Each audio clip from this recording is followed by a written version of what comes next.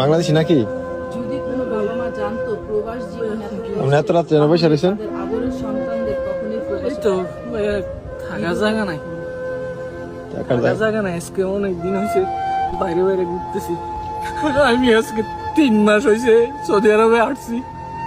দালালে আইনা আমারে কাজও দেয় না, কিছু না। এক জায়গায় কাজও গেছি, 1 মাস হয়েছে কামের টাকাও দেয় না। এখন একজনের রুমে থাকতাম, খাইতাম, বার করে দিছে ভাইয়া। এতদিন আমি রিয়াতে ছিলাম, এখন চলে আসছি এখানে।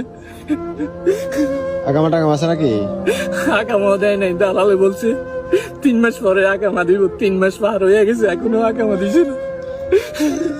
তো খাওয়া দাওয়া করছেন রাত্রে? না ভাইয়া, এই দেখেন আমার কাছে 5টা টাকা ছিল, তো সকালে কি খাবো?